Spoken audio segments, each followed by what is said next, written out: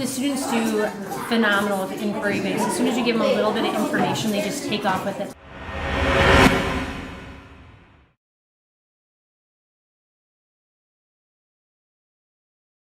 IJ Holton is a STEAM school. STEAM stands for Science, Technology, Engineering, Arts, and Mathematics.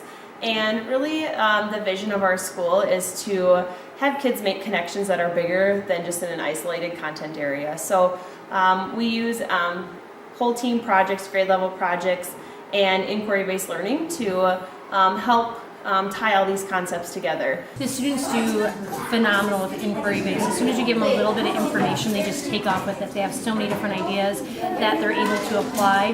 They come up with great ideas that are really exciting to them that they'd like to share with not only myself but with our other classmates. So they do a really good job and they seem to really understand. So instead of me just passing out a worksheet, they're really understanding the basics, the fundamentals that we really want them to walk away with in the class. Inquiry-based learning and using engineer design process and essentially problem solving is so important for kids because when we look at who we want our future leaders to be, we want them to be creative, we want them to be innovative. They're going to be solving the problems of our future, and so giving kids an opportunity to think outside the box and give them time to work in teams and hear from their peers is so essential for students.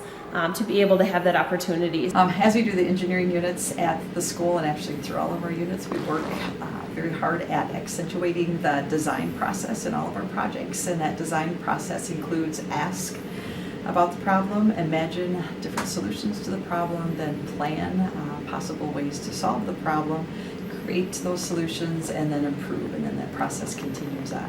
One of the key points that we would like to have the students experience is that when they're solving a problem, it's not always, I solved the problem, I can go through this exercise that will take me an hour to 2 hours, and then I will have a solution to that problem. Most problems in real life are not things that can be solved with a finite set of work. Oftentimes it's going to take working on a problem, solving it, but finding more questions, or maybe the first solution to their problem didn't work exactly the way that they'd hoped they had. So knowing that solving a problem isn't something that gets done in a finite amount of time, that oftentimes you're going to run into many bumps in the road before you finally get to that solution in your problem. Some of the EIE projects that we have done, 5th grade has started off the year and they've done Water Everywhere, which is rooted in designing a system to filter water, and it deals with some of the ecology standards for 5th grade. And then in 6th grade we have done designing wind turbine blades, and so we actually kicked off the unit with geodesic domes.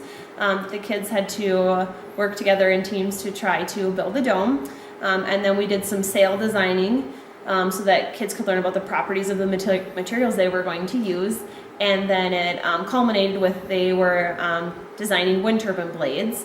And then they tested using their computer interface and some of our technology to analyze their graphs. When the students get to choose their own design, so their groups work together, they each come up with their own design, they really become involved in what they're doing because they have say that they're going to then defend to the rest of their group as to what they feel is a project that meets the constraints and guidelines of the projects.